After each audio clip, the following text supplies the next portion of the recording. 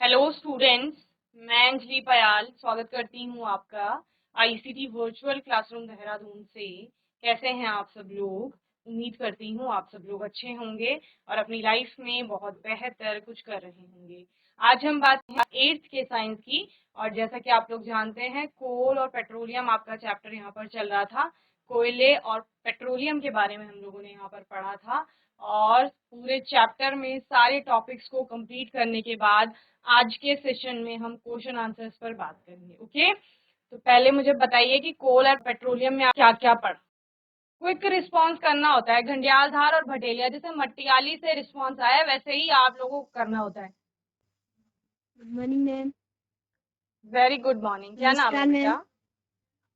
Ma'am. क्या ma'am नाम है? दिव्यांशी। मैम दिव्यांशी। कौन सी दिव्यांशी, क्लास में? Class 6th। 6th में है। तो कोयला देखा है आपने? Yes ma'am. देखा है। पेट्रोलियम देखा है? Yes ma'am. पेट्रोलियम में कौन सा उसका कंपोनेंट देखा है आपने? कौन सा वाला पेट्रोलियम देखा है?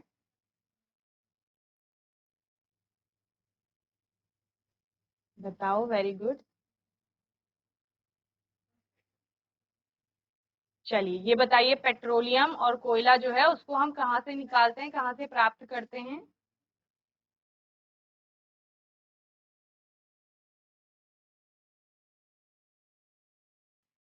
उसको प्राप्त करते हैं धरती की सतह मैम के नीचे जमीन से, के ठीक अंदर है? से।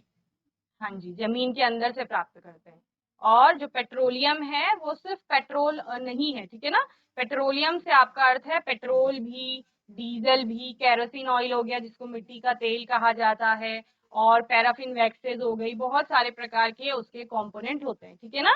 तो इस प्रकार से हम कोयले को यस। पढ़ते हैं और पेट्रोलियम को पढ़ते हैं। Okay Divyanshi, very good. तो जब भी आप लोग क्लास यस। अटेंड कर रहे होते हैं ना, तो क्योंकि आप समय दे रहे हैं, अपना लेक्चर आप अटेंड कर रहे हो, तो कुछ ना कुछ सीखा कीजिए उस क्लास से, ठीक है ना।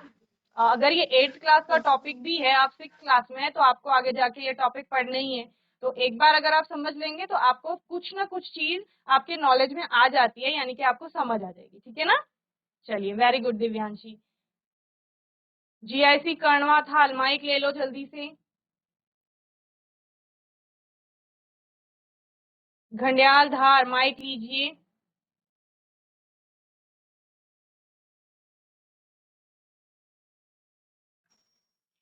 सेम क्लास के होंगे, रिस्पॉन्स नहीं करेंगे। अगर ऊपर की क्लास के होंगे तब भी रिस्पॉन्स नहीं करेंगे। देखिए दिव्यांश ने कितने अच्छे से आंसर किया, जबकि वो 6th क्लास में।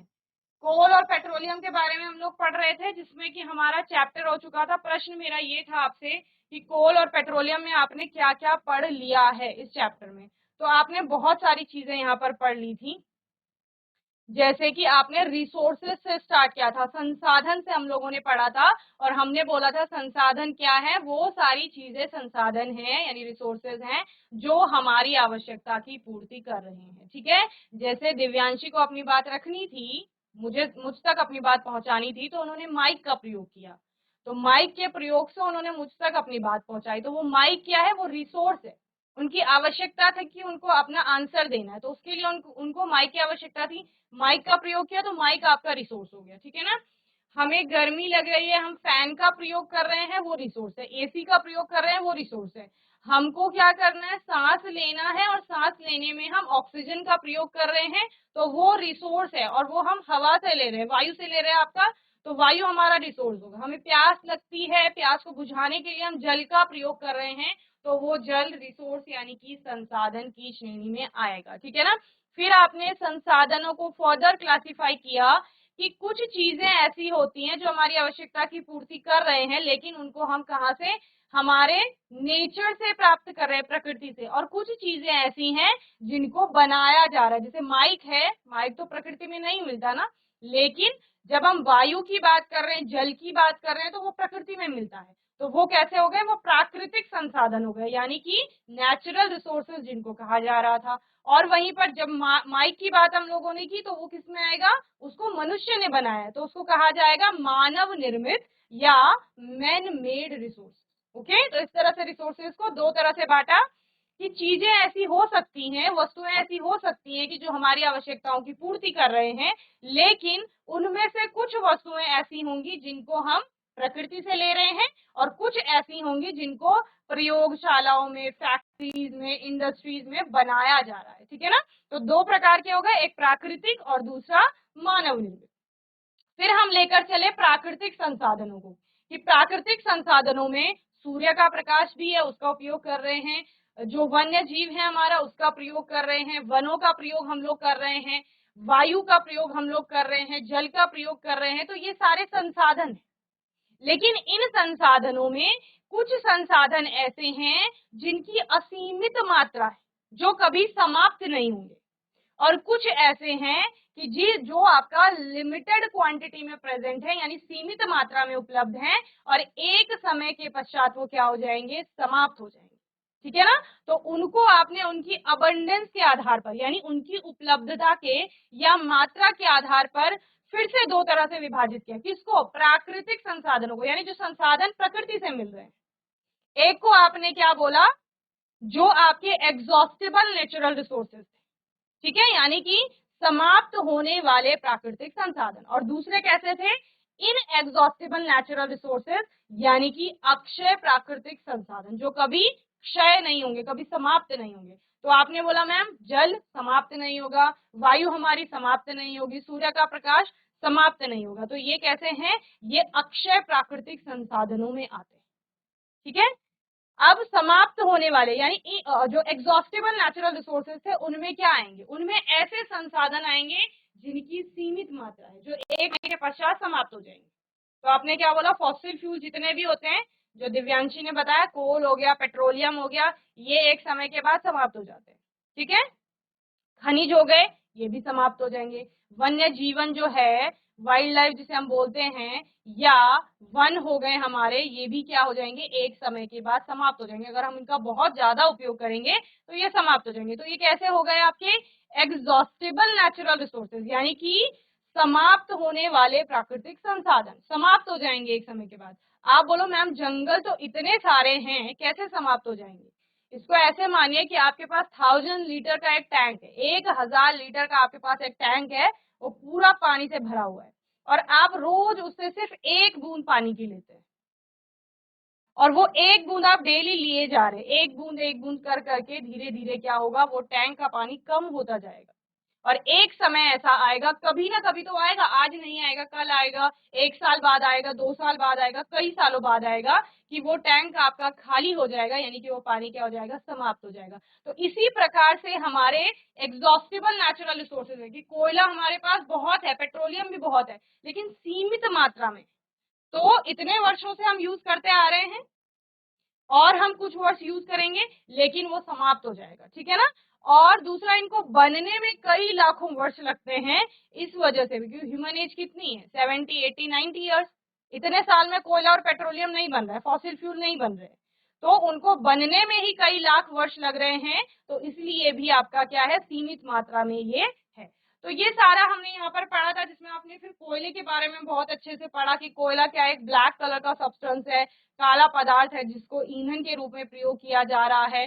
फॉसिल के बारे में आपने पढ़ा, फॉसिल फ्यूल कैसे बन रहे हैं उनके बारे में पढ़ा, पेट्रोलियम के बारे में पढ़ा, उनके कंपोनेंट्स देखे, और यहाँ पर प्राकृतिक गैसेस के बारे में पढ़ा, सीएनजी के बारे में आप लोगों ने यहाँ पर पढ़ा, उनके एडवांटेजेस और डिसएडवांटेजेस यहाँ पर देखे। तो उन्हीं के बेस पर हम एक्सरसाइज देखते हैं, जिसमें सबसे पहला आपका एमसीक्यू आता है, यानी कि मल्टीपल चॉइस क्वेश्चन और बहुविकल्पीय प्रश्न, इनको कहा जाता है मल्टीपल चॉइस। ठीक है ना, यानी कि बहुत सारे विकल्प होंगे आपके पास, प्रश्न दिया जाएगा, उस प्रश्न के लिए आपको कई सारे ऑप्शन मिलेंगे, उन ऑप्शंस में से कोई एक ऑप्शन आपका करेक्ट होता है, और वो ऑप्शन आपको चूज करना होता है और बताना होता है कि ये हमारा सही ऑप्शन है। ठीक है ना। जैसे यहाँ पर मोस्टली आपको 4 विकल्प दिए जाते हैं, उन चारों में से एक सही विकल्प आपको बताना होता है। पहला प्रश्न है आपका, वाटर इज अ, जल एक है, जल क्या है एक। ठीक है ना। ऑप्शन है आपके पास, A natural substance, A, B man made substance, C both of these, और डी है नन ऑफ दीज। यानी कि जल क्या है, नेचुरल सब्सटेंस है, एक प्राकृतिक पदार्थ है, या फिर मैन मेड सब्सटेंस, यानी कि मानव निर्मित पदार्थ है, सी ऑप्शन कह रहा है बोथ ऑफ दीज, क्या दोनों सही हैं, और डी कह रहा है नन ऑफ दीज, इनमें से कोई नहीं। ठीक है, तो कौन सा आपका ऑप्शन करेक्ट होगा? तो बेसिक सा क्वेश्चन है, जल कैसा पदार्थ है आपका? एक प्राकृतिक पदार्थ है, यानी कि प्रकृति से हमें मिल रहा है, या फिर मैन मेड है, हम लोग बना रहे हैं जल को, या फिर दोनों ही है, प्राकृतिक भी और मानव निर्मित भी है। और नन ऑफ दीज का मतलब क्या है? इनमें से कोई ऑप्शन करेक्ट नहीं। कौन आंसर करेगा?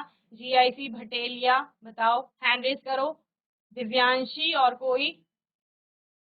यस, वेरी गुड, माइक ले लो। भटेलिया,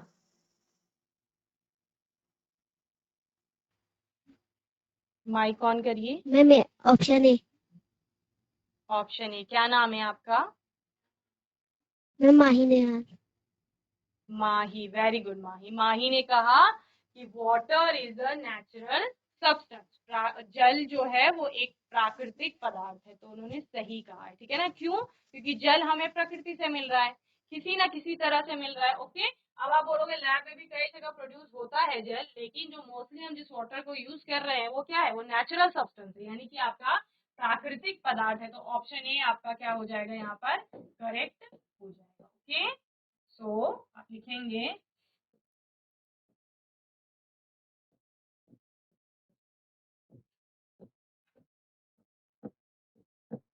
और उत्तर में लिखेंगे उसका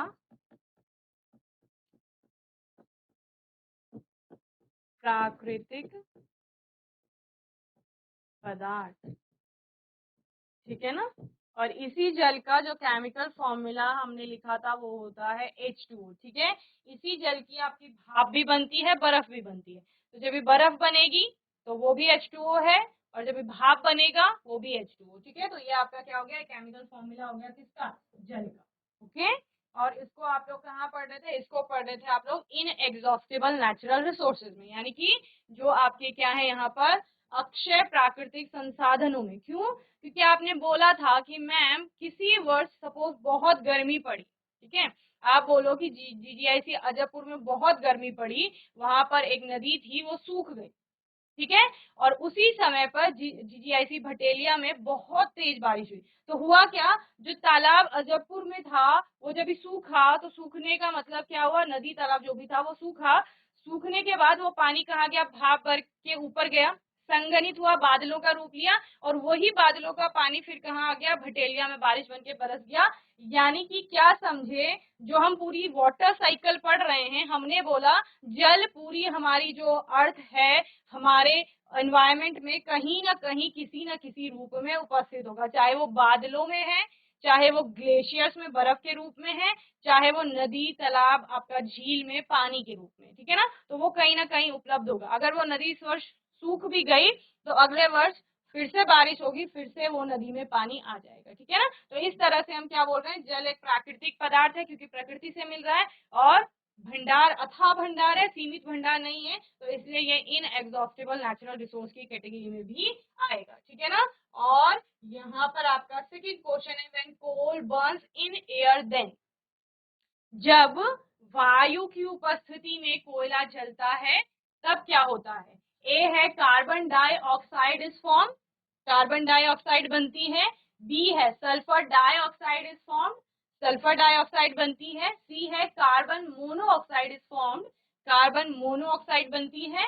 या D hydrogen gas is formed, hydrogen gas बनती है। तो जब भी एयर वर्ड जब भी आपका केमिस्ट्री में या साइंस में आएगा, दैट मीन्स ऑक्सीजन की बात की जा रही है। किसकी बात की जा रही है? ऑक्सीजन की। तो ऑक्सीजन बहुत मात्रा में होगा, ठीक है, तो क्या बनेगा? कोल जल रहा है, यानी मेनली कौन जल रहा है? कार्बन जल रहा है। तो इसका मतलब ये वाले और ये वाले, ये दोनों ऑप्शन तो नहीं होंगे, क्योंकि कार्बन जल रहा है तो कार्बन का ही कोई प्रोडक्ट बनेगा, हाइड्रोजन और सल्फर नहीं बनना चाहिए। ठीक है ना, तो इन दोनों में से कोई बनेगा। अब मोनो का मतलब होता है वन ऑक्साइड, ठीक है, और डाई का मतलब होता है दो ऑक्साइड। ये ध्यान रखो, क्या बोला मैंने? मोनो कहीं पर लिखा है साइंस में, दैट मीन्स वन, एक एटम की बात हो रही है। ठीक है ना, और डाई लिखा है, डाई आता है दो के लिए। ट्राई वर्ड आएगा, उसका मतलब है तीन।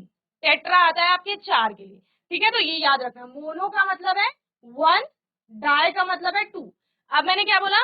एयर की प्रेजेंस यानी ऑक्सीजन की उपस्थिति में अभिक्रिया हो रही है, ठीक है। तो ऑक्सीजन ज्यादा है तो इन दोनों में से ज्यादा क्या है, यहाँ है, तो आपका क्या बनना चाहिए, कार्बन डाइऑक्साइड बनना चाहिए। Okay, so when coal burns in air then carbon dioxide is form, ठीक है ना। तो आपका ए वाला जो ऑप्शन है वो करेक्ट हो जाएगा। क्लियर है, चलिए नोट करेंगे, जो लोग इंग्लिश में वैसे नोट कर लेंगे, जो इंग्लिश मीडियम में पढ़ते हैं लिखेंगे, जब कोयला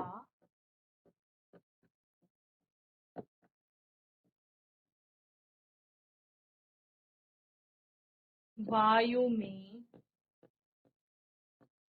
जलता है तब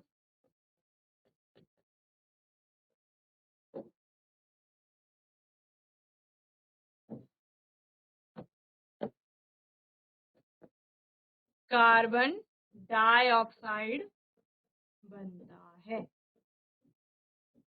ठीक है। और कार्बन डाइऑक्साइड का केमिकल फॉर्मूला CO2, डाइऑक्साइड बोला है ना, तो ऑक्साइड यानी ऑक्सीजन के लिए आ रहा है, तो ऑक्सीजन के दो एटम, ठीक है। O के पीछे लिखा है ना दो, इसका मतलब ऑक्सीजन के दो एटम, तो कार्बन डाइऑक्साइड CO2 बना आपका। ओके, चलिए नोट करेंगे जल्दी से, जब कोयला वायु में जलता है तब कार्बन डाइऑक्साइड बनता है।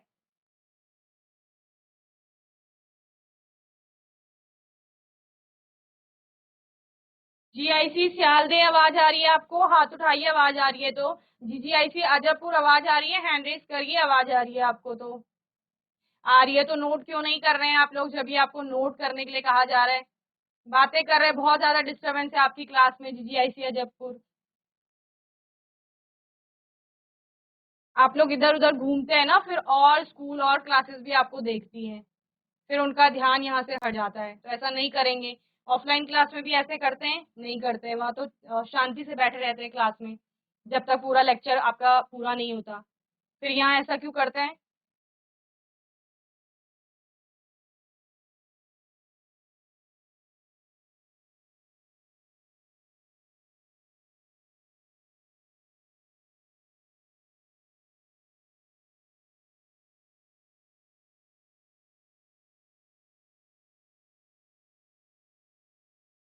चलिए, purest form of carbon is, carbon का शुद्धतम रूप कौन सा है।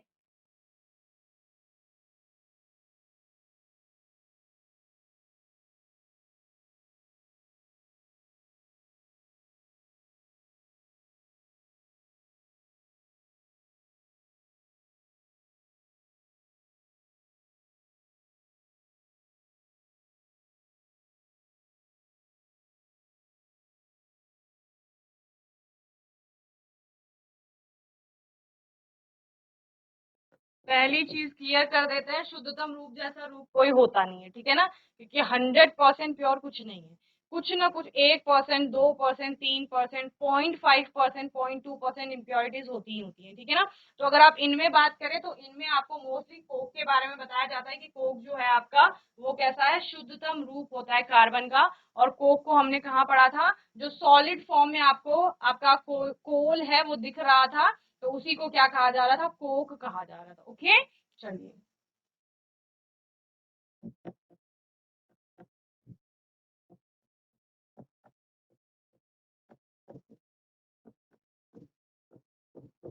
ठोस अवस्था में होता है कोयला।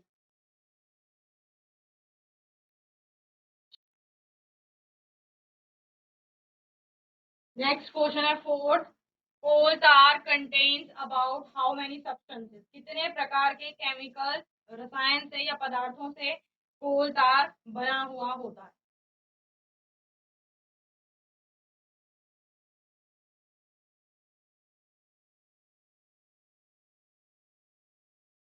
300, 400, 200 और 100।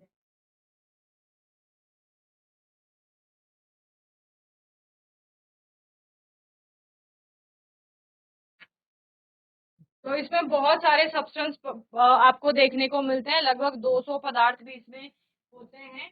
तो कोल तार कंटेन्स अबाउट 200 सब्सटेंसेस। ओके,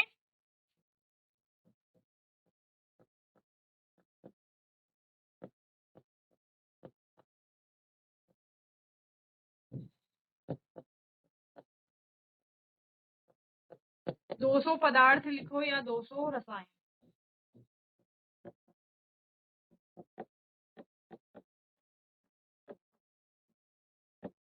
ठीक है, कोल तार क्या था?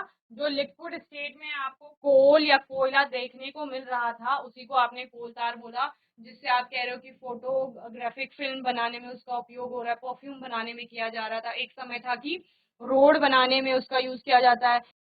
तो बहुत सारी जगह आपने उसके यूजेस देखे और उसी को आप लोग क्या कह रहे थे? कोल तार कह रहे थे। ठीक है ना। The first oil well was drilled in. ठीक है ना, पहली बार तेल का कुआं कहाँ आपका खोदा गया था। ठीक है,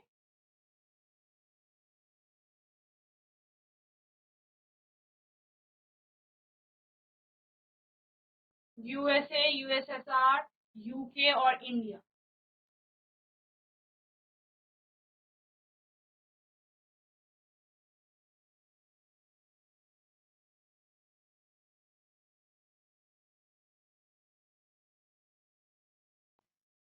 the first oil well was drilled in, answer है आपका ए।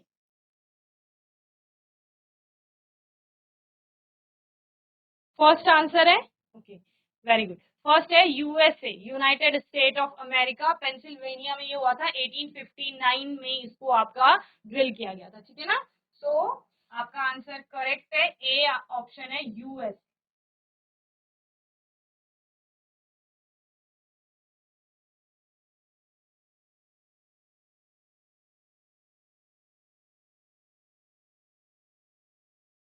ये मैंने क्या बताया आपको, 1859 में पेंसिल्वेनिया में यूएसए में इसको ड्रिल किया गया था। ओके, चलिए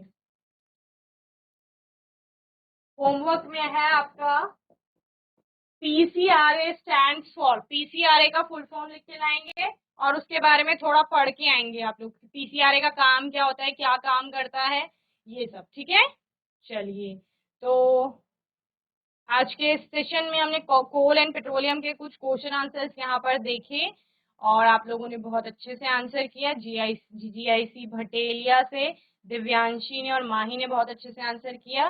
जीजीआईसी अजबपुर की गर्ल्स ने भी बहुत अच्छे से रिस्पॉन्स किया। सभी बच्चों को ऐसे ही पढ़ाई करनी है। बोलो आप लोगों को समझ में आया? हैंड रेस करो समझ में आया तो, जितना पढ़ा आज हैंड रेस करिए किस किस को समझ आया। ठीक है, वेरी गुड। बाकी आपका कोई डाउट होगा, क्वेश्चन होगा तो आने वाले सेशन में आप लोग पूछ लेंगे और अपने आने वाले सेशन में हम कुछ और प्रश्नों के साथ आएंगे। और तब तक के लिए आईसीटी वर्चुअल क्लासरूम से जुड़ने के लिए धन्यवाद।